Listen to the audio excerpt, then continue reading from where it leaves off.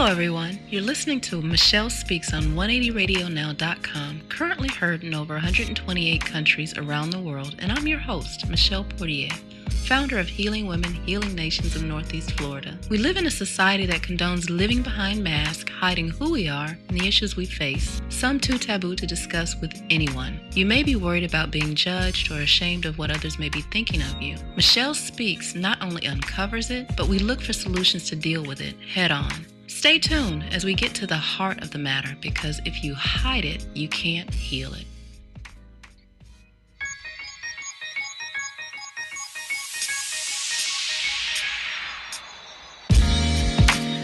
So this is Michelle and Amani Rankin. We are back and we are continuing the conversation on homosexuality in the church. In our first segment, we focused on the church's perspective, the church's reaction, leadership, and believers. In this segment, we're going to be focusing on the individual, the feelings they may have encountered, the struggles they have in their minds and their perceptions, and things of that nature. So we're going to get right back into it. So again, I want to thank you, Amani, my friend, my sister, my sister in Christ, for your continued transparency and for your willingness to address this taboo topic. And so with that being said, we want to talk about, I will first just talk about some of the challenges that I encountered when I was struggling living that lifestyle. I know some of the things that I battled with because I didn't have a relationship with God at that time, but I knew of God, and I knew that even when I was pursuing that there were just some things that were not sitting right within. And one of my concerns was, how do I come up out of this? And how do I, even when I attempted to start going to church, I would sit in service and I felt like I had this neon sign on me that was glowing. You know how the neon signs glow on and off? Yep. Like, I've got this sign that this is what I'm battling with. You're this is what I'm dealing with. And then I was so filled with shame, condemnation, guilt. I felt dirty, unclean, unworthy, undeserving of God's love. And it affected all of my interpersonal relationships, even with, because I was married, and he was aware of that, and he was actually took part of that. Right. And so I felt like I was always hiding, that I was being who others needed me to be, depending on the circumstances that I was in, or the environment that I was in. But I always felt like I was living a lie. So for that individual that is struggling, that is battling, that is encountering those feelings, what would you say to them, Amani? So I'm so excited about this conversation, and the reason why I'm so excited is because I love having the opportunity to talk people through these types of situations with love, and no judgment and no condemnation, and not beating them up, because they're probably beating themselves up. They and are helping beating them themselves say, you know up, what, yeah. There's nothing wrong with you. A lot of times we have that feeling in our spirit, there's something wrong with me. We feel so guilty. No, it's okay. We all go through something. And so just to have a conversation in love and say, look, this isn't right. So don't get comfortable and say, oh, okay, well, they say don't feel bad about myself, so it's cool. No, this is wrong behavior. It's behavior that needs to be addressed and corrected. Right. But don't hate yourself for it. Don't judge yourself for it. Just realize it needs to be addressed and address it, and let's move forward in it. And that's often a lot easier said than done. So even though you hear that, don't feel condemned, don't feel shame, don't feel guilty. How do you reconcile with that, with actually walking through the process? So a lot of times it's about your perspective. You have to realize one thing. God uses you. Everything is for God's glory. So a lot of times we have to take ourselves out of the equation and stop giving ourselves so much credit and stop thinking it's about me and start looking at the God in the situation. Okay. And I started doing that about a year and a half ago. I was just going through tests and trials, and I stepped outside and I said, okay, everything is about the kingdom. So let me find the God in this. And you have to realize you have a testimony. That's one thing. Let's change our mindset and shift this, okay? God is going to use all of us. And if we don't go through something, we don't have something to testify about and help others get through. I wrote a part in a book, Shifting Your Beliefs to Get What You Want. And it's about the way we think about things. And so instead of looking at it like I have this struggle, I am homosexual, woe is me, or I'm not able to get out of this lifestyle, think God is going to use this experience. I'm going to get through it, and then God is going to use me because I can relate to other people who are struggling with this, and I can tell them how I got out of it. Okay. And that's with anything that you're struggling with. And I really love there's something that was going around social media that says God can use all of us. And it was telling us, Abraham had lied. It tells us that Hosea's wife was a prostitute. Jacob was a liar. David had an affair.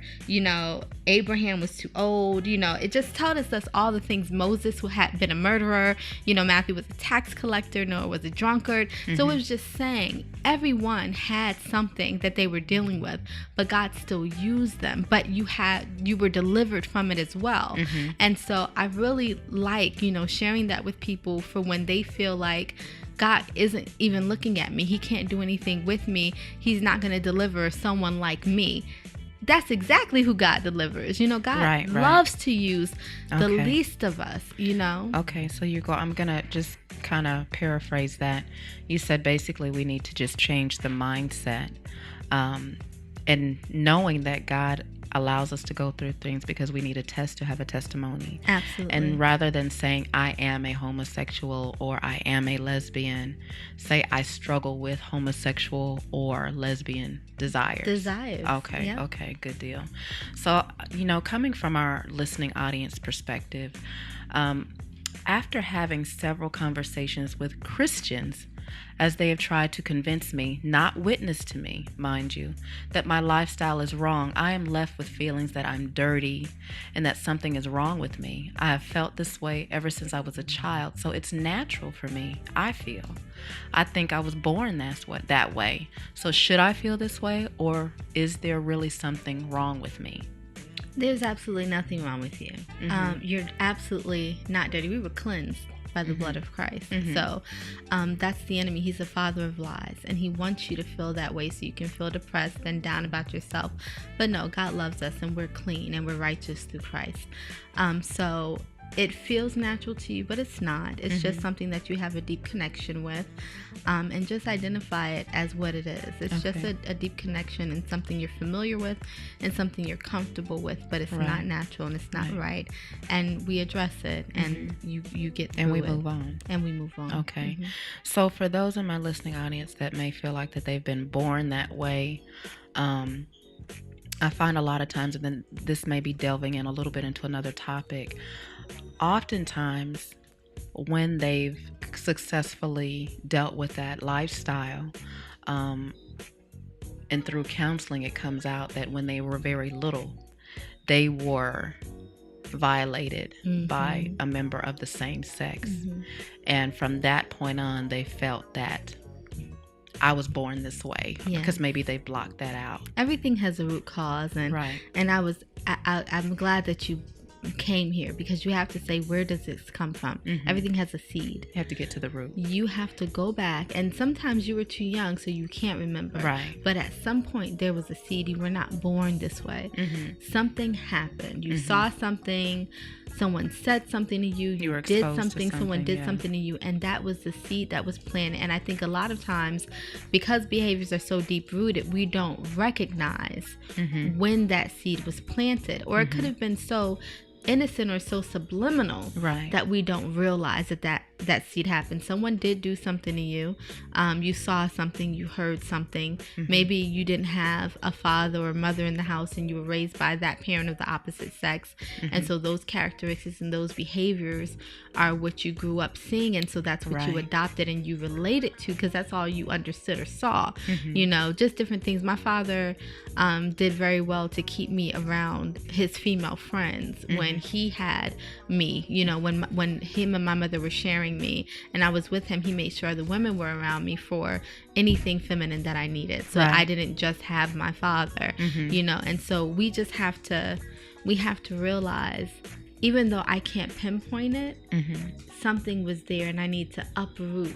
I need to uproot that weed. I need to pluck that out. And then I need to make sure that I nurture myself spiritually so that I can continue healing. Right. Okay. So for yourself, were you able to identify the root of that? Yes. Okay. Do you care to share? Sure. So, and I think that this happens with a lot of us. So, again, I was around a lot of people when I was younger. My parents were social and they had children. And so I ended up being touched on a lot by the children of people that my parents were around. Okay. And because these were people who loved me, I was comfortable. It was childhood curiosity, and it became habitual. And because I was always around these other children, it was natural to me. This was just what happened, you know. And then I ate and we walked to school together and we played and we watched TV, and it was just life. So there was no impression that it was wrong. No impression that it was wrong. And then when boys would interact with me, that would feel unnatural because the first thing you'd encountered was the touch of another girl, and because those were my friends and that's who I was around all the time, and I felt safe there. That was where my safety was. Okay. And then, you know, being young, I had those experiences outside of that circle. And so I ended up going home and touching another girl who had not grown up like that. And I got the daylights beat out of me. You know, because she was like horrified and she was scared, and she went and told her mom. We were very young. We were very young. We were about 6 or 7. You know, and so she told her mom because she felt violated. It was not natural for her. And my mom, you know, she beat me. You know, and that's fine because I needed to have that addressed. But was there a conversation, or was there just a beating? Okay. There was a conversation. Absolutely. I have a very great mother. There was a conversation. She wanted me to understand, but I still had the other girls that I was still around and that were still very near and dear to my heart. And so it was natural for me. And so I grew up feeling more drawn to women, more safe with women, with females.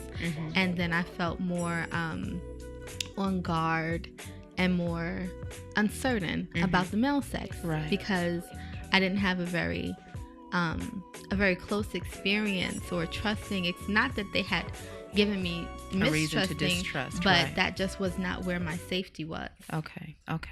And thank you so much for sharing, because I just wanted to address that for, you know, someone in my listening audience. They might have had those thoughts.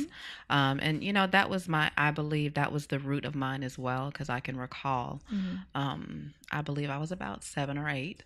You know, living with my mom in California. She was in the military, and there was a little girl that I played with all the time that wanted to play house. And so we played house. You know, we set up house. And I don't think I even at that time had a sense that it was wrong. But I believe that was the root. That was when the seed was planted. And so, you know, I can definitely relate to that. And so, you know, for, again, anyone in my listening audience, as Amani was saying, identifying the root where that seed was planted is going to be crucial, especially when you are desiring to change your lifestyle. And, you know, knowing is half the battle, because you can't begin to heal unless you know what the root of that was. So for those that are listening in and can identify with that, do reach out to us. We want to continue the conversation. And even though the program has already aired, you can make your comments, once the podcast is up in the directory, so we can still continue the dialogue. And that we want to do for anyone that has questions, even after we've addressed everything. And so again, from our listening audience perspective, as a worship leader, I've sat down someone that was on the praise and worship team when his gay tendencies started to become more and more prevalent. He started sharing with me the feelings he has when he's around other men, and I'm able to talk with him, so I believe I can witness to him effectively. But he's getting pretty graphic for me to come to grips with. What's the best way to address these feelings of his without my losing my sensitivity to what he's experiencing?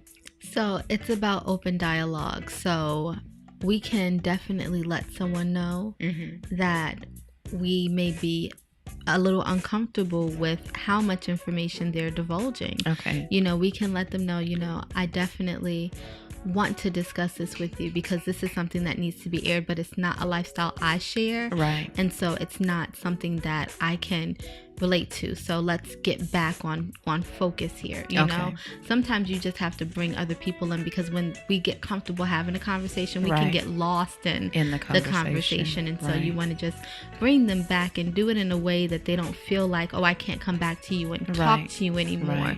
But just let them know, okay, so once you notice the conversation is getting graphic again, then we shift it back. And then people get that, they realize what's happening, because the more we pull them away from it and try to help them heal through it, the more they will start shifting away from the graphic discussions. Okay.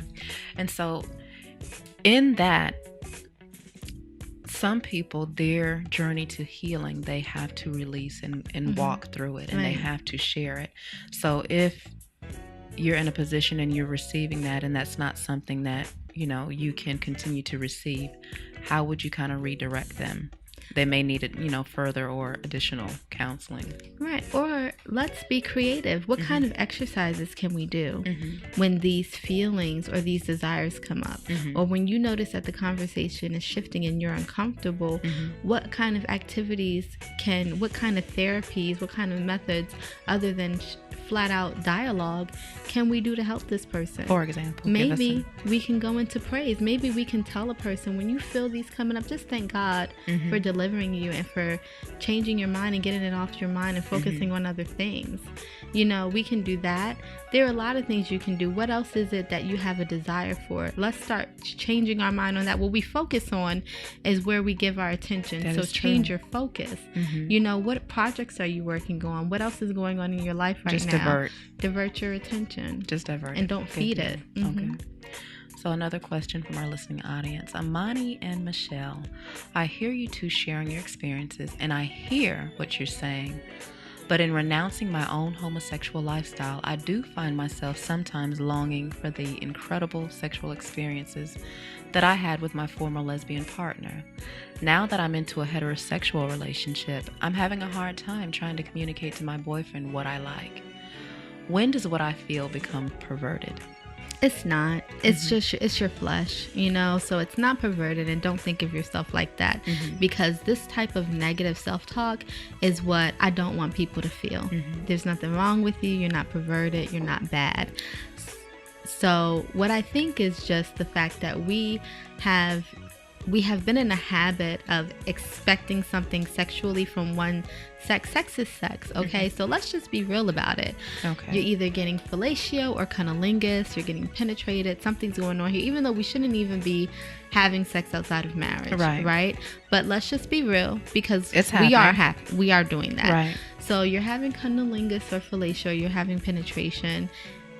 You're going to get that from either sex. Right? So at this point, what you're really saying is, my boyfriend doesn't do it the way my ex-girlfriend did. Train him. You know what I'm saying? Like, what is it that he's not doing that she was doing? Because at the end of the day, you just don't like the way it's being done. And I understand that, and that's all a part of effective communication. But say you've communicated that, and maybe he's not comfortable with the level of sexuality, the drive that you have, or the level of comfort you have, or how comfortable you are with your sexuality. Then how does that? Then you don't have a problem with being with a man versus a woman. You just are not sexually compatible with your partner. Okay. And that's what the issue is. because you're not sexually compatible with that man. And is that something that you believe can be worked out or reconciled or worked through? That's something that you need to work through before marriage. You need to be sexually compatible with your partner. And if you are going by the book and not experiencing that before marriage, then that's something you're going to pray for after marriage. But if you're delving into it before marriage, you need to get that box checked. Say, look, we need to talk about this. We need to be real. Right. And again, because you're going to still struggle with those temptations and those thoughts if you settle with the wrong male because you're going to go back to the time and the person that you were being pleased by. Yeah. I just got a question. Yes. Are we going to sell this episode? Because I would pay good money for this one. Wow, that was good. It's real. That's truth. This is how I came out of it. You know, this is not me just saying random thoughts that pop through my head. These are situations I faced, and this is how I came out of it. You know, you have to be sexually compatible. You have to be. You have to be able to communicate what your desires and your needs are. Yeah. You have to be open to your partner not necessarily being as comfortable in addressing those needs. This is why people are having fidelity issues in their heterosexual relationships, you know, because they're not sexually pleasing. I mean, even though sex is a horrible reason for a marriage to fail, it's true because it's a big component. Sex, intimacy, it's bonding. You know what I'm saying? And it is something that is essential to the human body. It's a release, it's therapeutic, it's enjoyable. You know, sometimes when I'm having a bad day, I'm married, you know, so I'm gonna say it. When I'm having a bad day, sometimes having that intimacy with my husband is therapeutic. It's a release. I'm going home, I'm bonding with him, I'm laying in his arms, and it happens. So let's not relegate good sex to just female, male sexual relationships. When we talk about sexual compatibility, so you're talking about, so let's say you get somebody that's used to swinging from chandeliers, and they keep a telescopic pole, you know, in their purse, and and it opens up to a 12-foot pole, and they can dance around that joker. Okay, that's great. But are you saying that if you're in a relationship where one person had renounced their lesbian lifestyle or gay lifestyle, and they're now in a heterosexual relationship, the sexual compatibility, if it's not there is no opportunity for it to change? No. I don't believe that was said at all. You do have opportunity. No, I'm just asking for clarification. Okay, your partner has to be open-minded, and you have to say, okay, well, how far are you comfortable going? You know, the first time. What is the no-go? So you got to talk about it. Like the first time I took out the paddle, you know, my husband was like, "Would we have children? Like, what is this? Like, what is this for?" And I was like, I go back to that llama. I go back to that llama that's on TV. You know, I was like, honey, let's have a talk. Like, I need to know my boundaries. Like, let's get them out there first. I'll just ask one question. I'm like, how hard do you hit? Right. And even with that, when you're asking what your boundaries are, now, if your boundaries are wider than what your partner's are, is there still room? There's still room, because I'm going to tell you this too. It's about trust. Okay. So a lot of times people may have had bad experiences, or they've not been there before. So you have to take baby steps. And the longer a relationship develops and the more comfortable your partner is in trusting, that's just progressive. My partner has to know, I'm not trying to hurt you. I want this to be a great experience for both of us. So my husband knows I'm not trying to get blood from him. I'm not trying to tear flesh from him. And I'm not even saying this is something we do every day, but he knows that if I have any type of out of the ordinary thing going on, it's not something that's going to be uncomfortable or disrespectful to him as a man. Okay. You know, so he can trust. And that's with women too. You know, you have to trust your husband and know my husband knows my body. He knows my feelings, how I feel about myself. I can trust. We married this person. Right. We're trusting our bodies, our minds, our emotions, our psyche with this person. And so if you can't trust this person with your body, then how are you? And you're in a trusting marriage with with them? them. Yeah. You know? That's good. Yeah. But then that takes it right back to that person's self. Their inner conviction, their inner feelings about how they feel about themselves. And so whether it's a man or a woman that they're with, they have to be comfortable with themselves. Absolutely. Now, here's the flip side. Now, guys, me being a guy, okay, guys that have a tendency to, I think you'll find more guys that are more accepting of, I think you'll find more guys that are more accepting of a woman that has come out of a same-sex come out of a same-sex relationship, because you know we like to explore. It's self-serving, right? Very much so. Yeah. Now that doesn't really skip. I was being facetious a little earlier about the collapsible pole. But when you talk about paddles and I'm thinking about latex suits with spikes in them and stuff. I mean, guys don't typically get too scared of that. But on the flip side of that, when it's the guy that's coming out of that relationship and you're dealing with a heterosexual woman, you run the risk of the woman in most cases being a little put off, and you kind of create a situation where the woman can get afraid. Right. So not kinda. Okay. It can get scary for them. Right. So how do you? I mean, that's dealt with differently. So how is that supposed to be managed? How do you manage that kind of dynamic? Absolutely. Well, if the person is scared off, then be glad that they're scared off, because the person that's for you is going to accept you and your past and help you heal and move forward and stay strong enough to stay out of it. Even if they kind of curl up in a little ball in the corner and say, "Just don't hurt me." Even if. Okay. I think that is... But they're willing to stay. They're willing to stay because that's the person that you need. I came with a lot of stuff with me, and I'm just willing to say it. I'm spoiled, I think that I'm right about everything, and I can attest to that. I've grown out of a lot of it. When you say you came with a lot of stuff with you, you talking about a baggage with some cool stuff in baggage. it? More than makeup. we talking about the emotional stuff. Everything. Yeah. Okay. I lost my father young, and that still, hurts me some days because we had a good relationship. A lot of stuff that I came with, business and feeling like I wasn't where I was supposed to be, professionally, spiritually, growing and developing. And my husband was the right man for all of the baggage that I came with. But not everybody can help you carry or unload those bags and heal, And so with that, we have to just make sure that whatever we're dealing with, we partner with the right person for what we've gone through and what we're going through and what we may face later in our lives. How old were you when you lost your father? I was 16. Was your father aware of the lifestyle that you were living? Ooh, so my father had a challenge with that. He felt partly responsible because they were his friends. It happened on his watch. Okay. And so my father he just denied it. He was just like, nope, this isn't real.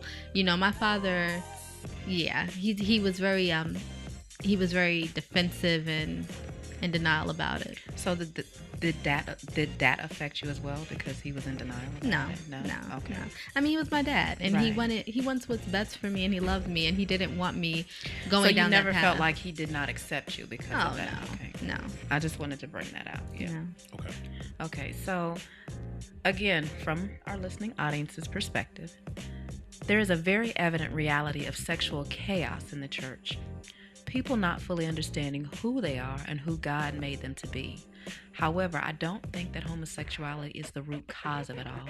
It is still sin, and death is attached to that, but it's still not the cause of it. I think it's more of warped sexual revolution, secular humanism, growth in accepting pornography, making divorce even more readily available, same-sex marriages, adoptions, and cohabitation. So what are your thoughts on this? Absolutely. I agree. I think that a lot of it, when we look at all of what we've allowed to just become more accepable, I think it's an abuse of grace. I think a lot of times I hear people say, God knows my heart. God is love. But that goes both ways. God does know your heart. God does, exactly. Yeah. And you cannot manipulate God. God is not going to be mocked. And so just saying something like that to appease, your own guilt. God does know your heart. I think that a lot of times, because we know God is a forgiving God, we run with it. We test the boundaries. We test the boundaries and we run with it. But just because God gives us grace that's not a license to sin. Right. That is not your license to sin. Mm-hmm. God gave us grace because he knew that even if we tried our best, Right. we weren't going to reach the mark. Mm-hmm. But that's an abuse of his love for us. Mm. You would not like it if your partner went out cheating night after night because you loved them and they knew that you would stay. That's an abuse. You wouldn't like it if your children... And that's a whole nother topic. It is. Because that was the situation I was in my marriage. You wouldn't like it if your children continuously stole out of your wallet and you couldn't pay the bills, if they beat on their other siblings because they knew you as a parent were always going to love them. Right. Don't abuse the grace. God sees it all. Mm-hmm. And he's going to hold us accountable. Absolutely. For all. And so that was very profound. I love the way that you just kind of drew that out. And so for those that are in that lifestyle and condone it because it's become acceptable in society, it's become acceptable, in the community, in the environment that we are in. How do you maintain your stance, or how do you maintain? I want to even say your purity, because it's so readily available. You're in church, you're in the Word, you have a relationship with God, but that feeling comes upon you, and then pornography is easily accessible. Yeah. Maybe your spouse is out of town, or you and your spouse are having a difficult time, so you go back to the familiar. Especially if you've encountered that lifestyle previously. Right. You go back to that because you want that gratification, that instant gratification. Then how do you Living right is not always easy. Right. And you have to stick with the truth. The truth is the truth. I mean, when it hurts. Even when it hurts. When your coworker is on your last nerve, you cannot just lift up and slap holy fire from them. Well. It's wrong. So what feels right and what feels like, is easy, the right thing to do, the easy thing to do, is not always right. And so I went back and forth in my spirit a lot before I resigned to giving up the lifestyle. I was looking for excuses in the scripture. I was listening to people who said, So God even is a in searching the forgiving scriptures, God. you were looking for reasons to validate what you were doing. I was looking for validation for what I was doing because I just didn't want to let it go. I wasn't ready.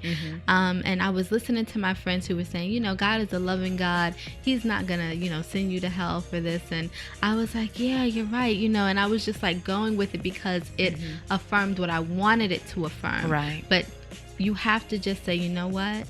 That's the enemy. He's trying to keep me away from what God has for my life. And I'm not going to give in. I'm going to stand firm. I'm going to lean on the word because the word says. The word in the proper context. Exactly. So basically you have to come to the end of yourself and your own desires. Yes. Okay. You have to surrender. So again, from my listening audience perspective, if you were witnessing to me about my gay or lesbian lifestyle, what would you say to me, and how would that conversation actually go? And I'm not talking about a topical conversation either. What would you say to me that would help me? Absolutely. So if you were a believer, because I come to a believer as a believer. Believer or non-believer, both scenarios. Well, they're different conversations. Right. They're different conversations because homosexuality is only wrong from a believer's perspective. Non-believers are not bound by God. So my conversation with a non-believer has to be about the love of God first. I have to get you to understand how much God wants you. So say I'm that non-believer. What would that conversation look like?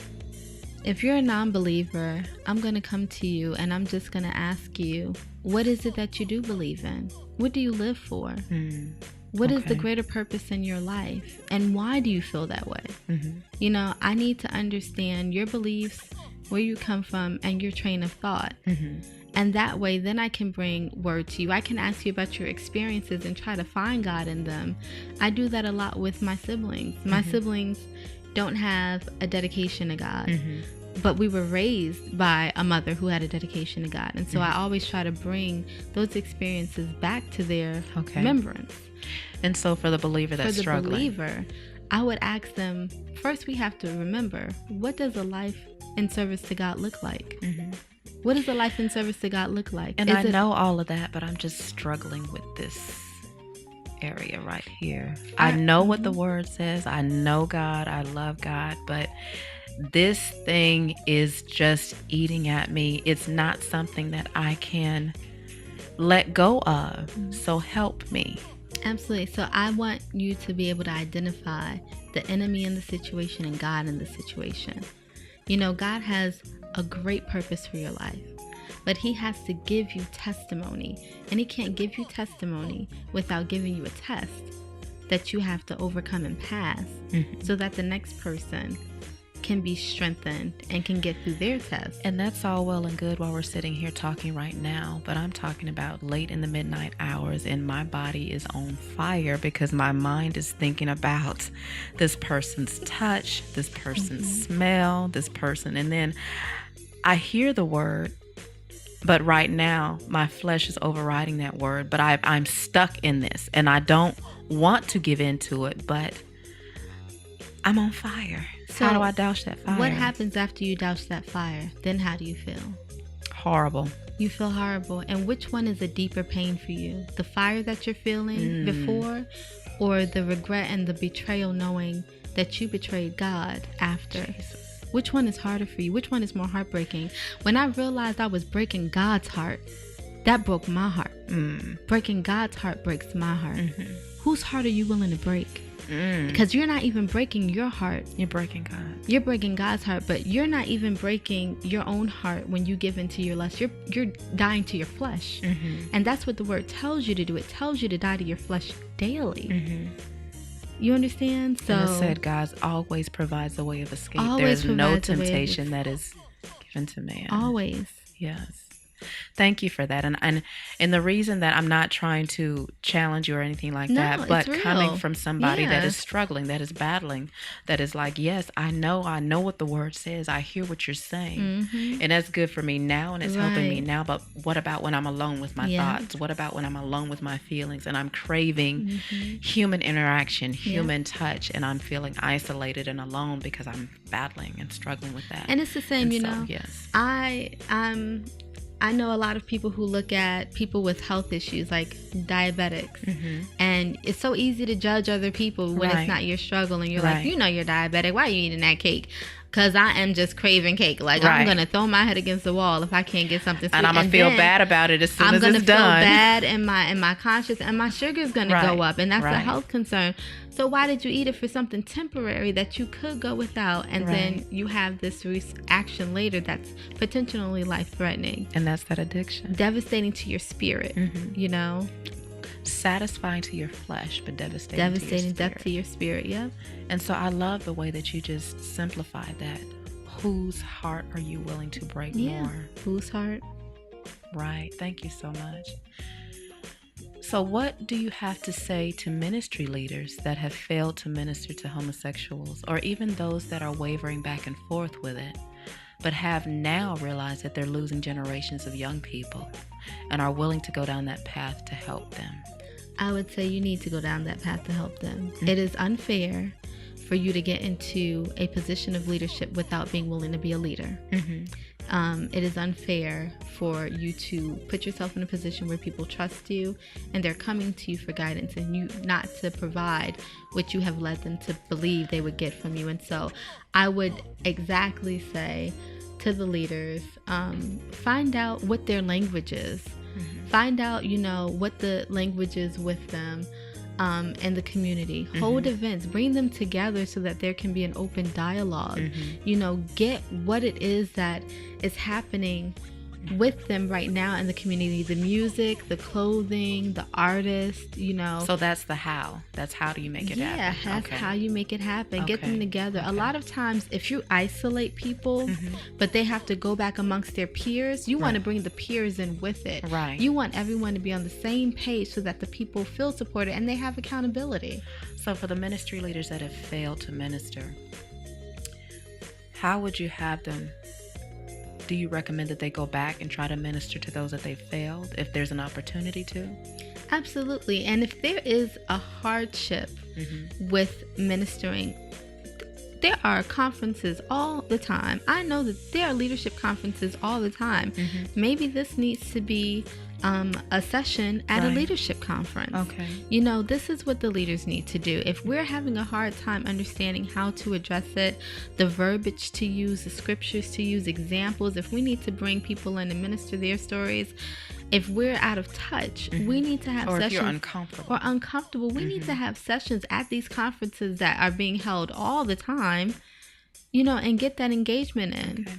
Is it a good idea for churches to create events that bring in homosexuals in large groups and then minister to them separately? Even a separate service to deal specifically with this topic? Yes. Why not?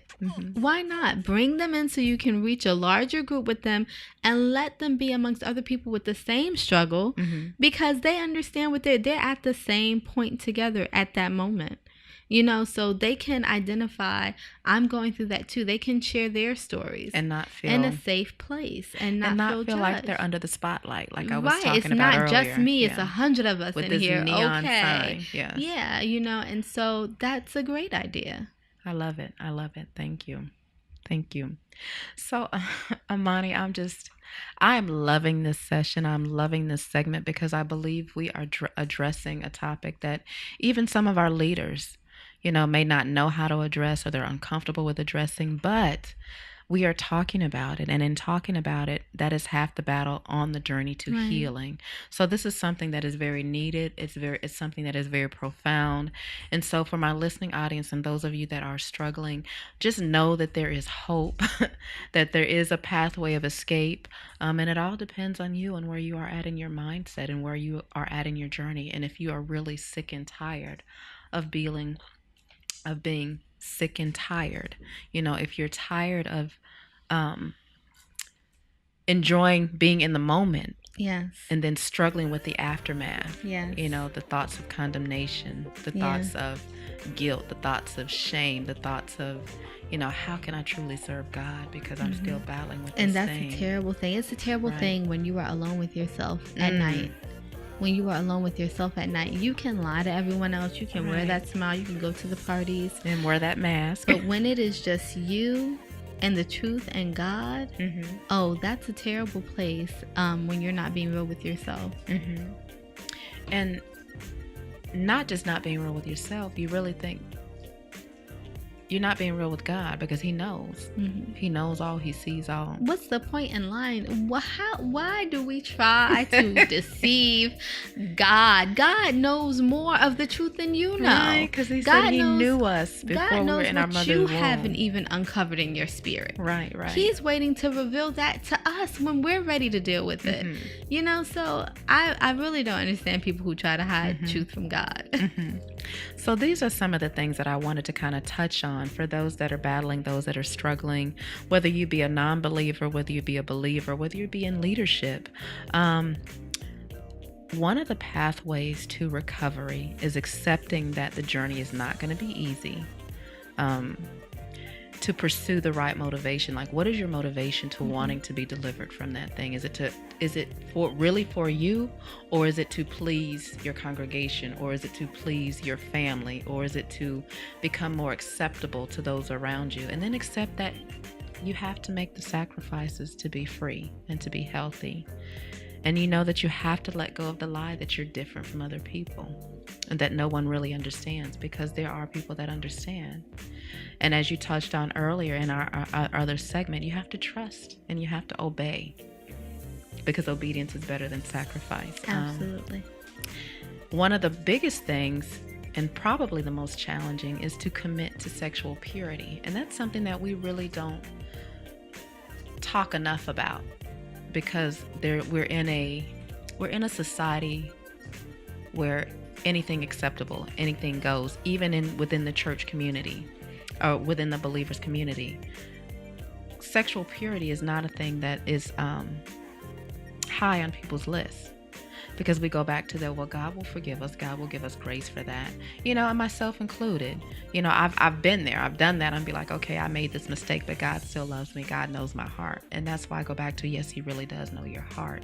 So I want you to touch on the sexual purity thing for a moment, for those that may be struggling with that. Absolutely. So we all know the wages of sin is death. And when we think about sexual impurity, what are some of the effects that we can have from that? Wages of sin are death. Right. And then when we talked about Sodom and Gomorrah in the scriptures in the first half, where it said that the men felt the effects of their sexual impurity within themselves, you know, we have to realize that there is a cost to our behavior. Right.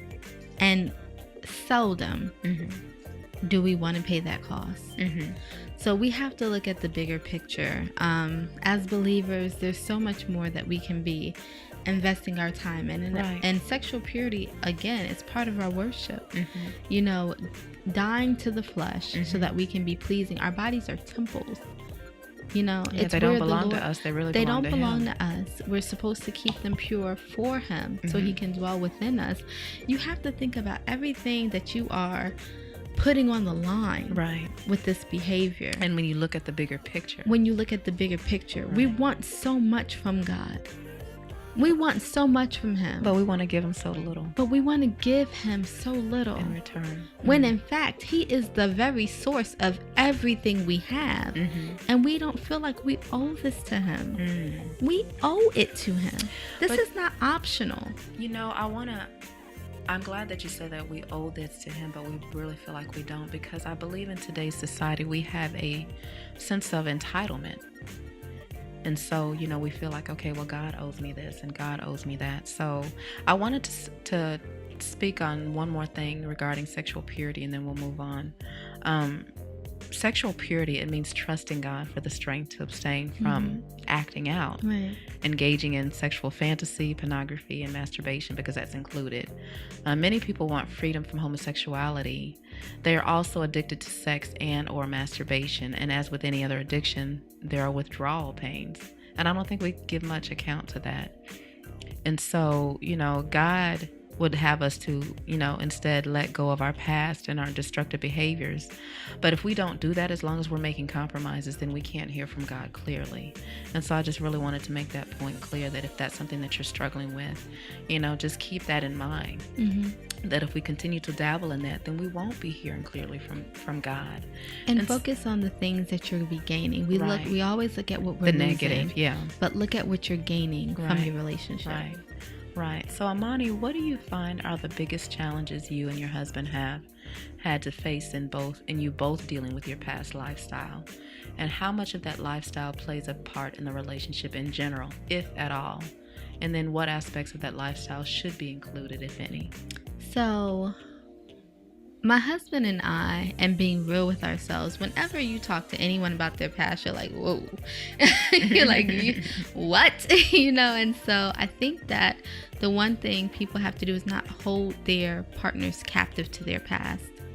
You know, if God released you from your captivity, who am I to keep you captive? Exactly.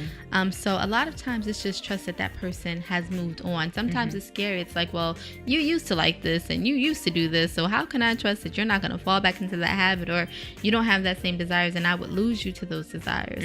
But who's to say He won't lose me to those desires? So, you know, I think that it's just trusting, and not just trusting, but you have to.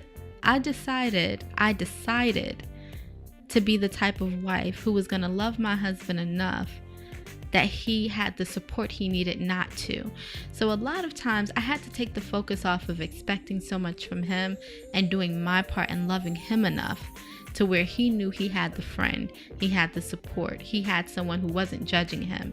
And that goes a long way into helping people continue their healing and not feeling like they have a reason to go back into any bad habits. And so the aspects that should be included, if any, I just let my husband be himself. And I trust that as my husband, he loves me enough to protect me and to be honest with me and to honor me.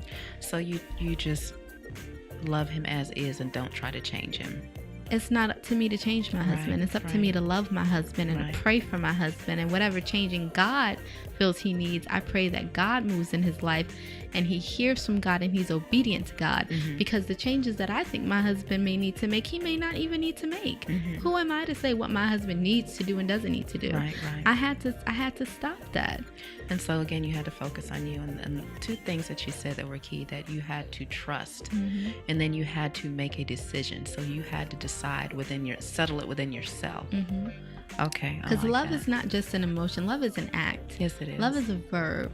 You have to be active in your loving of someone. And that means you have to make decisions, you have to make sacrifices, and you have to stand firm. But you have to be willing to do that. And you have to be willing to do it. And if you're not, then you don't need to be married. Because there's a lot. Say that again. There's a lot that goes with marriage. Repeat that. If you're not willing to do it, you don't need to be married. Not right now. Good deal. If I want my spouse to do what I need him to do, then why shouldn't I change him?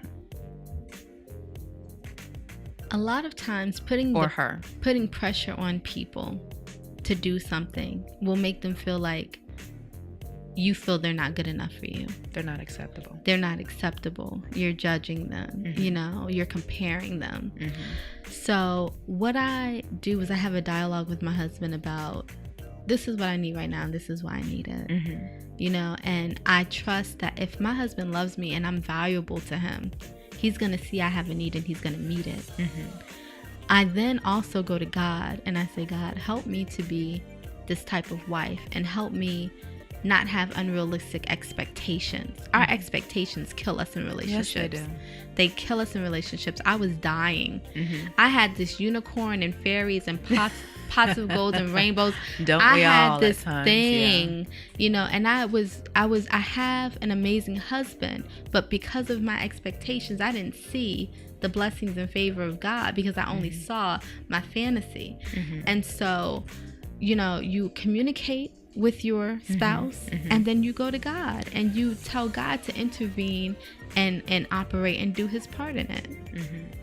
So is it really expectations, or is it unrealized expectations that makes a marriage suffer? It can be both, and that's a large... Or make relationships suffer. Right, it can be general. both, and that's a large reason for why we shouldn't rush into anything. Because the more you know about a person and you deal with them before marriage, the more you find out about their character and behaviors, and you realize those unrealized expectations. I expect when you say you're going to be there to pick me up for dinner at 6, that you're there at 6 and not 9. Right. So now I realize that time means something to me. I didn't realize that before. So it's both. Right. So just to recap what we've been talking about homosexuality in the church, defining what it is, defining how we as leadership need to approach and address those individuals that are struggling with those desires, because I do not want to label, the individuals as homosexual or lesbian. It is a lifestyle that they've become accustomed to, and it's a desire that they're dealing with. And so not only have we been addressing it from how the church should approach it, how the church should deal with it, but also from the perspective of the individual that is struggling with that desire, that really truly desires to change, but they have been so engulfed in that lifestyle that they don't see a way out. Right. And so those are the things that we've been addressing and speaking about, and hopefully we have not just been addressing, we've been providing viable solutions, and more importantly providing hope, because that is what our objective is. Right. And so I just wanted to leave my listening audience with a couple of things that you can use as tools on your journey to recovering from that lifestyle or coming out of that lifestyle. And that is to accept that you will have to separate yourself from the connection to that lifestyle and that desire. You will have to accept the reality that an emotionally healthy life can feel boring in the beginning. Aren't all the whistles and bells that you're used to. And you have to get plugged in. You have to get plugged in to a sound church and a sound support system. And that can be mixed with believers and unbelievers, and those that battle with that lifestyle and those that don't. And then develop self-discipline. And remember that when you stumble, that a fall doesn't necessarily mean that you're returning to that lifestyle, but you just have fallen. And most importantly, you have to have accountability partners.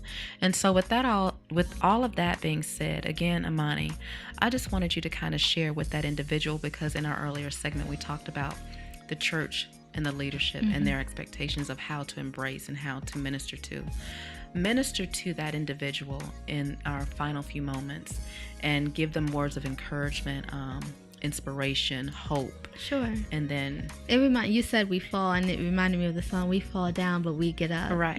It's okay. And then you said we don't see our way out, but that's faith. Right. Faith is having that hope in what's unseen. So I just wanted to minister again and say, you're not a bad person. Don't beat yourself up. Right. We have to die to our flesh. There is a war going on for you. Yes, That's what you need to understand. There is a war going on for your soul. If you believe in God, you have to believe in the devil. If you believe in heaven, you have to believe in hell. We are not talking about, breastfeeding milk. We're talking about the meat of the situation. This is real. There is a complete spiritual war going on for all of our souls. Don't let the enemy use you as a weapon. Don't let him take you as a prize in this war. God is fighting for you, and the enemy is fighting for you. They're fighting over you. Right. And the enemy is using any tactic available.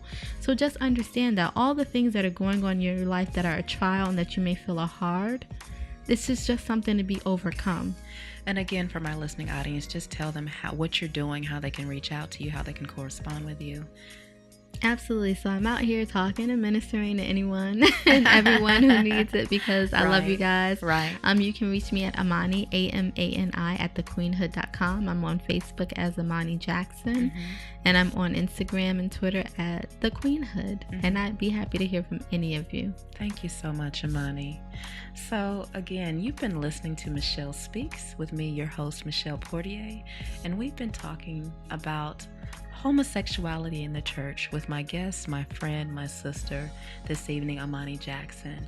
Amani, girl. Thank you so much for sharing with our audience, again, your testimony, your experience, your insight about homosexuality in the church. While this is the conclusion of this powerful two-part conversation, it is not the end of the overall conversation that all, and I say all, believers need to be having, so that we are no longer hiding it, but healing it. So we are going to continue the conversation. So for those of you that after the podcast is made available, please reach out with your comments, your feedback, your questions, so that we can continue to dialogue. And tune in to us every Thursday evening at 7 p.m. Eastern Standard Time. All of our shows are available in our podcast directory for free 24/7 by going to the 180radionow.com podcast, or click the podcast link in the menu on the homepage. Click the Michelle Speaks logo and you can access all of our previously aired shows. Download the 180 Radio Now app on Google Play and Apple App Store. You can also listen directly on the 180radionow.com website by clicking the Listen Live button at the top of the homepage. Also, listen through your web browser or on every major internet radio directory: iTunes Radio, TuneIn, Radio.com, Streama, Screamer Radio, and more. It is our sincere prayer that what you've heard today has blessed you and provided you with information you can use to help you in your situation or someone else's. Tune in again as we get to the heart of the matter, because if you hide it, you can't heal it.